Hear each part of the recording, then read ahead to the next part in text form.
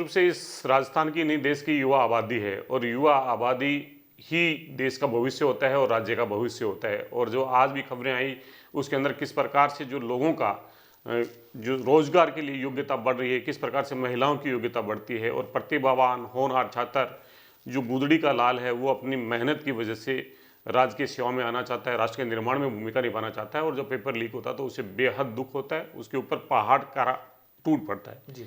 लेकिन पूरे देश के सिनेरियो में देखेंगे ये घटनाएं सब जगह हो रही हैं। मैं किसी दूसरे जो भाजपा शासित राज्यों का जिक्र करके मैं मेरा समय व्यर्थ नहीं करना चाहूँगा, मैं मेरी जवाबदेही को बताना चाहूँगा।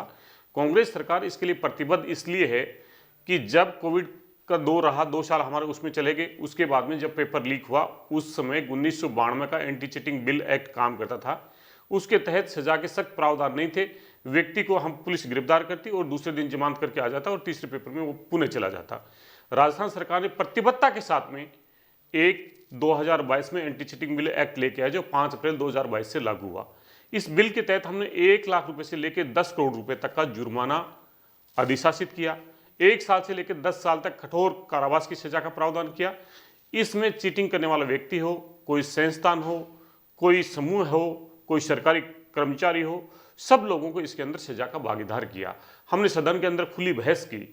हम जब इस बिल को लेके आ रहे थे उस समय जो विपक्षी दल है भारतीय जनता पार्टी, वो सदन से बेल आउट कर गई। उन्होंने कहा कि इतने सख्त बिल की जरूरत कहाँ है। मैं पूछना चाहता हूं हमारे विरोधी लोगों से, आपके सुझाव होते तो निश्चित रूप से बहुत बेहतरीन लगता, लेकिन कांग्रेस सरकार की मंशा थी कि ये बिल इस प्रकार से हो ताकि कोई एहसास ना करे कि हम पेपर को लीक कर दें। ये पेपर बना, पेपर बनने के बाद में भी 2 परीक्षाओं के अंदर पेपर लीक हुआ और जो लीक हुआ उसको पब्लिक के सामने कोई दूसरी एजेंसी नहीं लेके आई, राजस्थान सरकार की पुलिस लेके आई, एसओजी लेके आई। एसओजी के अंदर हमने एंटी चीटिंग सेल का गठन किया। वो इस तरह की निगरानी रखती है कि क्या कहीं भी इस तरह की घटना तो नहीं हो रही, और जब वो निगरानी रख रही है तो आप इस बात के लिए साधुवाद करना चाहिए कि हमने प्रदेश के होनहार प्रतिभावान छात्रों की मेहनत को बेकार नहीं जाने दिया। हमने अनैतिक साधनों से सफलता प्राप्त करने वाले लोगों को रोका और हम उन सबको एडिशनल एसपी लेवल का अधिकारी इसकी तहकीकात करता है। इससे पहले वनरक्षक भर्ती के अंदर जो पेपर लीक हुआ था, राजसमंद की पुलिस ने उजागर किया, 40 लोग जेल की सलाखों के पीछे आज भी, और एक सरकारी कर्मचारी था उसको बर्खास्त कर दिया गया है। इसी प्रकार ये तमाम कर दिए जाएंगे। हम इसकी सुनवाई कोर्ट के अंदर शीघ्र हो, ये सुझाव आ रहे हैं। अगर फास्ट ट्रैक कोर्ट बन जाए, जल्दी अदालत फैसला करे, जब उनको सजा मिले, जब उनके अनैतिक कमाई से साधनों से बने हुए जो महल हैं तोड़े जाएं, तो निश्चित रूप से जनता में भरोसा बढ़ेगा।